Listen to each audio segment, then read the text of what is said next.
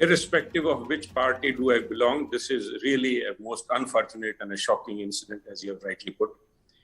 And the most tragic part of this is that this was totally avoidable. And it's only because of trying to garner cheap publicity, making it a social media kind of a gimmick, that now we have lost Sidhu Moosewala ji through this tragic incident where it seems like 20 shots were fired at him.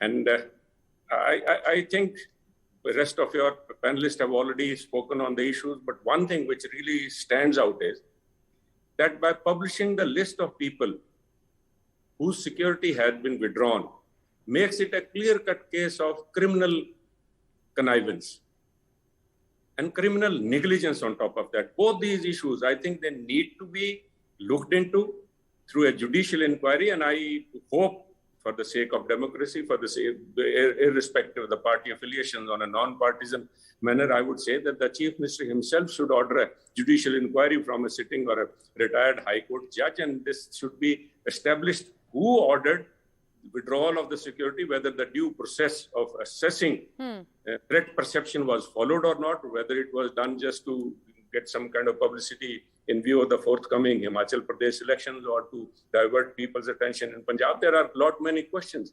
And obviously, if you hear Moosewala ji's mother, like nobody can gauge the kind of pain and she is feeling right now, and she has rightly, she's seeking answers.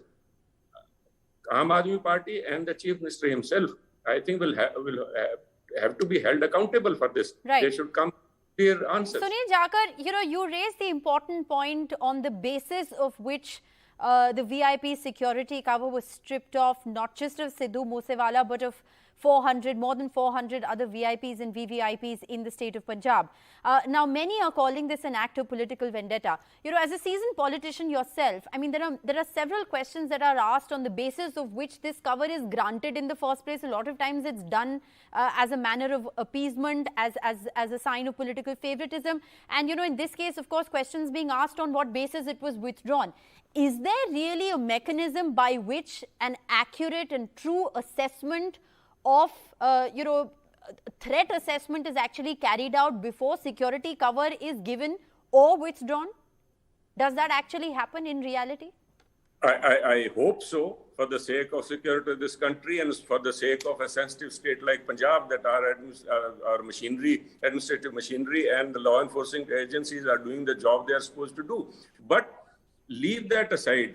For people like Sidhu Moosewala, who's a public figure, even otherwise, if there was no, I think, any threat perception as such, I think this kind of a fan following runs into millions. Sure. I think some sort of a security cover should have been, they should have thought over it twice before. And also this security cover that was withdrawn yesterday, this list of over 400 VIPs was made public.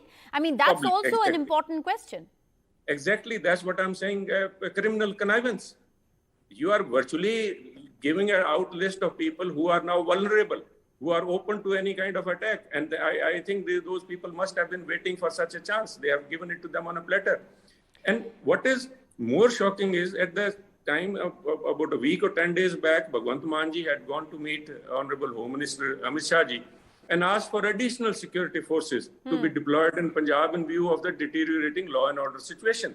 So isn't there a dichotomy in some kind of isn't it ironic that one hand you are talking about critical law and order situation, on the other hand you are exposing such public figures as Mr. Moosewala, even Akal Takht Sahib Jathedar, Gyani Harpreet Singh ji, or other religious and public figures, they are all exposed.